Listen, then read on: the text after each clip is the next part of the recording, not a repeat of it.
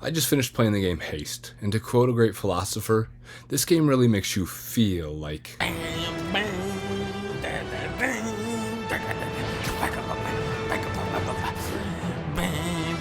Actually, this game makes you feel like Sonic, but we'll get to that.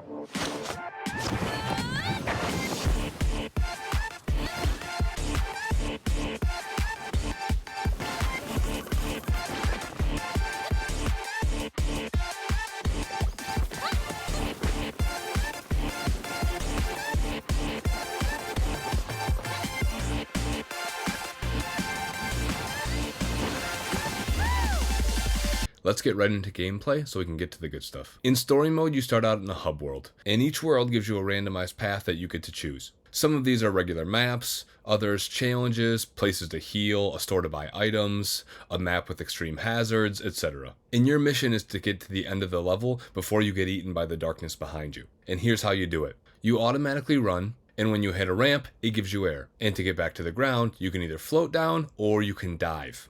And if you time your dive to hit the backside of a hill, you'll get a speed boost. Getting air and hitting obstacles will slow you down, but a big air dive into the backside of a hill will give you a huge speed boost. So basically you want to get a ton of air and come down to the backside of a hill as soon as possible. The longer you stay in the air trying to find that perfect hill, the more top speed that's going to be taken out of your dive bomb. And there are items that give you more durability or speed. But that's basically the whole game. Simple to understand, but with 20 hours in, I'm still nowhere near mastery. And man, do I love saying that this game rewards skill.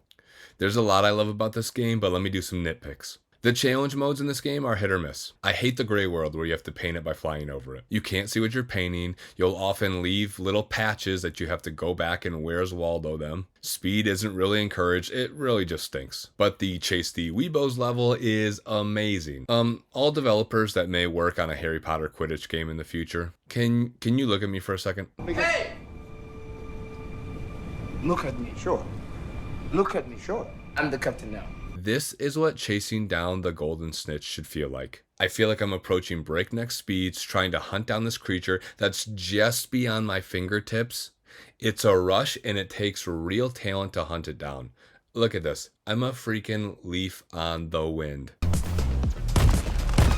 The bosses in this game are an absolute thing of beauty. They have these massive mechs where you have to dodge their barrage of attacks, dealing a massive blow when you finally reach them. It gave me some flashbacks of one of my all-time favorite games, Shadow of the Colossus. I mean, these are basically the same game. Just put the Wanderer in a race car and have him drive over the Colossus and boom, you got Haste. But the vanilla levels that make up the majority of this experience are enough to carry the game on its own. If it's a level with basic rolling green hills, it's a challenge to play technically perfect and hit every hill with maximum efficiency. And if the level is a hellscape of hazards, well, now you're straining your eyes at the screen to try to dodge with cat-like reflexes and still try to manage to hit your hills without coming to a full stop. And everywhere in between allows some mellow moments mixed in with high-octane madness. I am never disappointed in a map. Each level I say, well, I could have done that a little bit faster. And if I do think I hit everything perfectly, which rarely happens, I say, okay, can we do 2 in a row? We cannot. If you are a Sonic fan, I highly recommend you check this out. The movement in this game is precise and consistent. I think a lot of us love a superhero game because it provides us fun abilities that provide wish fulfillment. You want to feel fast, powerful, like you can fly, like you can move objects with your mind. And this game gives the feeling of going fast, but best of all, it makes you feel like you've earned that speed. Oh, and did I mention that this game has multiplayer? I've been playing with my friend that owns Haste often. And you can play story mode together, or you can race against each other in an endless run. Either way, it's a seamless experience that feels just as good as single player, just with company. And I would show you some multiplayer footage, but my buddy is always so far ahead of me that you wouldn't even see him on the screen. So instead, here's some footage of me being awesome.